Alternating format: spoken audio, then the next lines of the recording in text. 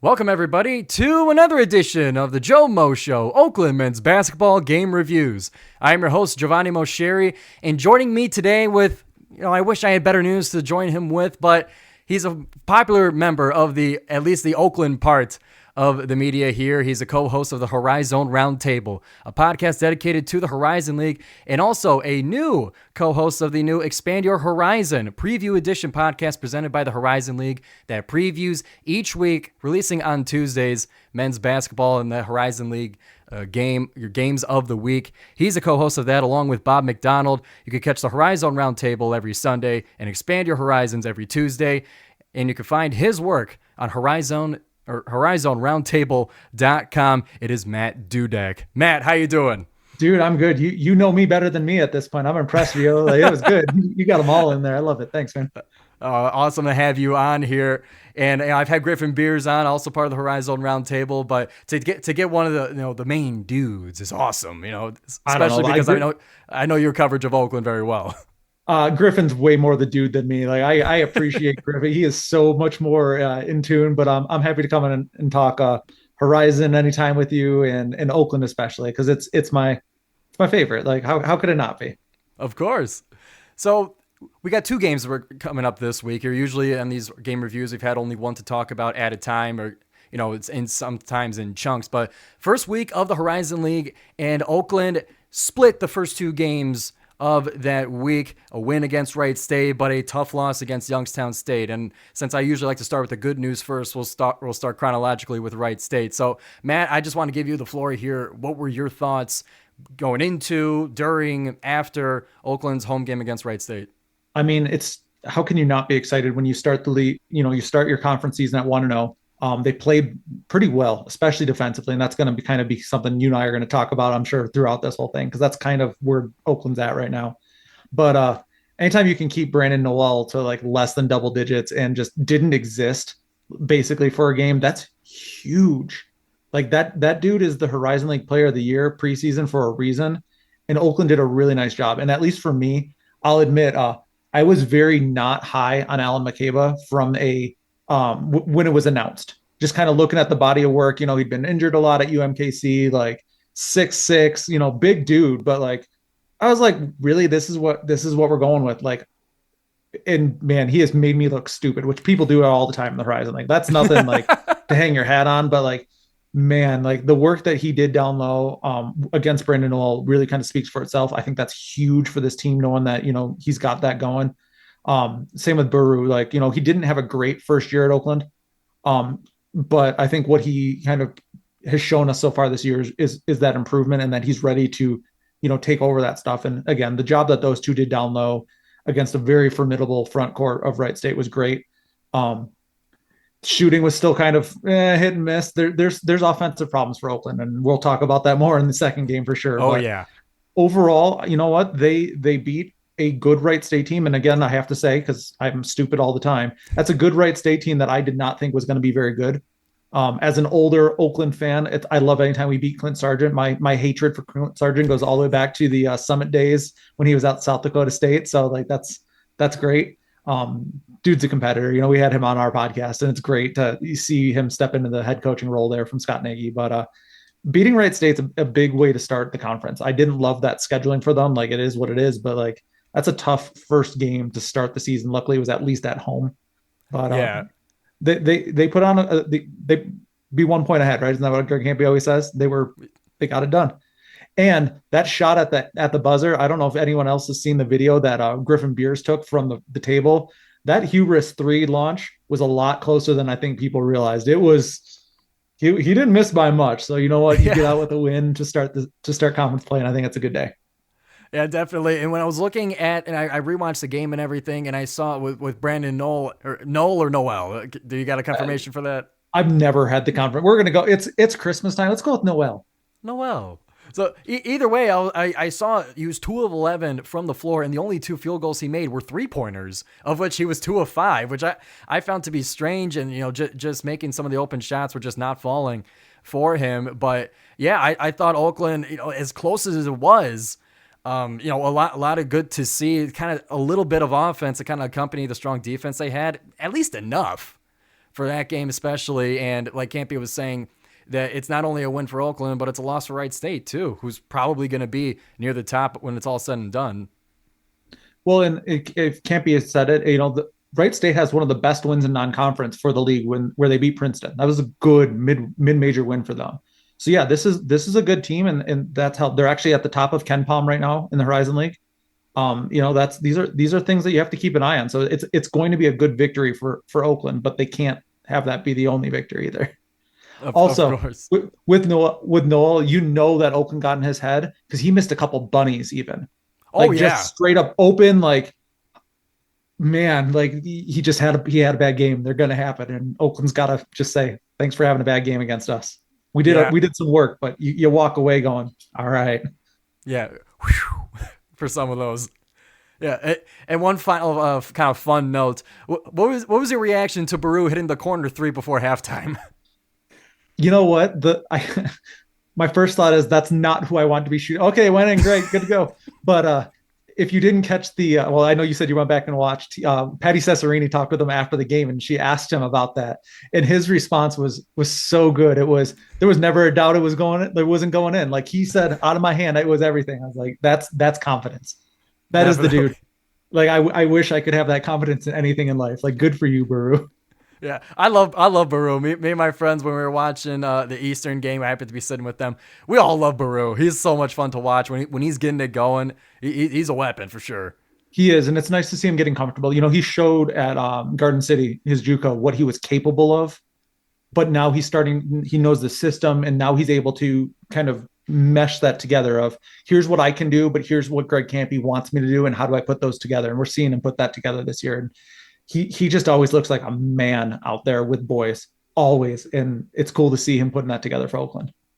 No doubt. And now with that win, with a day and a half turnaround and a trip to Youngstown State, the victories did not follow Oakland as they would fall 66-50 to Youngstown State. Saturday afternoon, that one was tough to watch. And, the offense just not there. Once Youngstown State had the lead, they didn't really let it go. So, Matt, just your general reaction.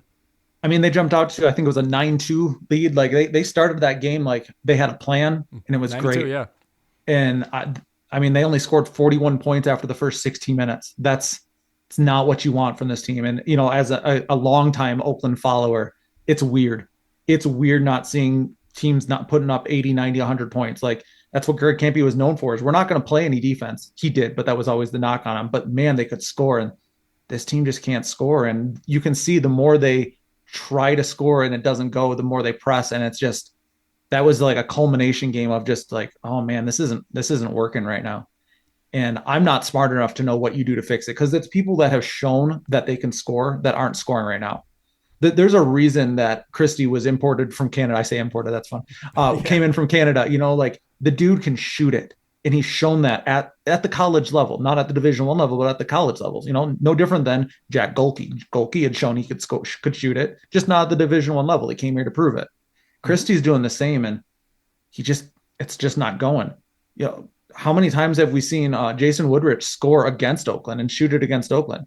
Dude can't shoot right now, and I know he's fighting through a shoulder injury, which I don't know if that's going to get better in the season. I don't know, but like, I've been known to say things bluntly on especially Twitter, which is, where I do a lot of my stuff. And there was an Oakland player that didn't think very highly of me. I understand why, but I always say shooters got to make shots. And if you're not making shots, you're not a shooter. And right now they've got a lot of shooters that aren't making shots. That's not a shooter to me. They've got to hit. Yeah, I mean, if there's not really much else you could do to prove that you're a shooter than for them to go in. And that's just the confusing part, is that, as far as like the offseason goes, and like Oakland trying to replenish some of the shooting that they've lost from Lampman, from Golke, and from other players, what else could you do besides get players that have shown in their careers high percentage 3-point shooting? And it's just not happening now. It's so strange. And again, I'm not smart enough to know, and there's a reason there's a 41-year head coach sitting on that sideline. He's going to fix it. I am confident Greg can't be fixing an offense, if nothing else. And the nice thing is Oakland's zone defense is still doing great. They only put up, 50 points, whatever it was, against Youngstown, but they also held Youngstown to under 72, right? Like, I mean, 66. Yeah. Like, not great, but their defense is playing well. And even when as they rotate through things, I think the defense is good. And that's probably been the point of emphasis in practices. I have to imagine the zone, it's complicated. They lost Isaiah Jones for the beginning of the season. He's just now starting to get back. He looks like a player that hasn't played much basketball in the last couple of months. I'm not worried Yeah. about Isaiah Jones. Proven record. And man, at the top of this zone, he's great. And he'll get there. Now he's got 12 days off, I think it is, between games, through exams and all that to get some practice in and get some time. This whole team's got a little bit of time to get right. And hopefully that's going to involve the offense, but shooters got to make shots. If you can't make your shots, you're not a shooter anymore. And you got to bring something to the table at that point. Woodrich is rebounding at least. He's in there. He's getting some stuff done. Christie can get to the basket. We haven't seen much from him. Him and really the whole team has been really miserable from the free throw line. And That one was strange to me. Yeah. It's funny. You've seen shooters where it's like, how good of a shooter they, and it tells you the slump that Christie's having to start the season where even free throws aren't going. That dude's like 80-90% in practice. Easy. I'm sure of it. And they're just not, things just aren't falling right now. And now it's getting in their head. DQ Cole is supposed to be one of the top players in the Horizon. We really haven't seen that this year. But again, it's someone who proved it last year that he's capable, although he didn't have to be the dude. When he was in JUCO, he was an All-American JUCO. He can do this. No problem. It's just everyone's got to kind of settle in over this time here and hopefully regroup a little bit. Things might even get a little uglier before they get better. Michigan State's not going to be a fun time. Yeah, but neither is Loyola Chicago once the Christmas tournament comes around. No, and traveling out there's all that. The nice thing is you get better with those games. And I think Oakland's defense has shown this year to improve from some of these non-conference games. The defense got better as they kind of got beat around a little. They look pretty good defensively against Kansas. That's especially a couple of weeks ago, something to say. Hopefully they can bring that defense with them and show that the offense is coming along and it can hit for what's really conference. We have this 1 week of conference play, which is weird, but then we're getting into real conference play here in a couple of weeks, and they've got to be able to hit the stride and figure it out. And they've got a little time still to put it together, including, that not foreign trip, but the trip to Hawaii, that MTE. What a great time to bond, have a little fun, get a little warm, hopefully not just physically, but also on the court. Yeah, and usually that trip comes before Thanksgiving, but this time being kind of kicked over to Christmas. So, we'll see if that can end up making a difference for Oakland. They got Michigan State coming up. My calendar says the 17th, and then the 19th they travel to Cleveland State, and then they head to Hawaii for that tournament going before Christmas. And then you hit the new year, and then the Horizon League really gets into gear. So it's gonna have to turn on at some point, and we all sure hope that it does.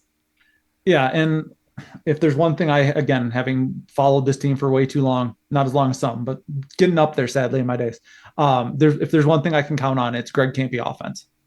And maybe I'll look stupid again. It wouldn't be the first time we talked about that, but I have confidence in them getting right enough.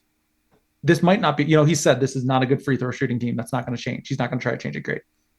But I think this is a team that can score the ball enough with the defense to win games consistently. They just have to score. Score enough just to get one by the end of it. That's going to wrap it up for us here on the GioMoShow Oakland men's basketball game reviews. My guest here, Matt Dudek. Listen, thank you so much for coming on here. This is great, and looking forward to doing it again someday. Gio, I can't tell you how much we appreciate you. You've contributed over at the Horizon Roundtable, having us on, all of it. We appreciate you a whole lot, man. And you guys, once again, you can check out his work at HoriZoneRoundtable.com. He's the co-host of the HoriZone Roundtable podcast with Bob McDonald, coming out every Sunday, and Expand Your Horizon Preview Edition, presented by the Horizon League, every Tuesday, to give you guys a heads up for the Horizon League play. And give him a follow on Twitter as well. He's got great stuff for you guys at all times.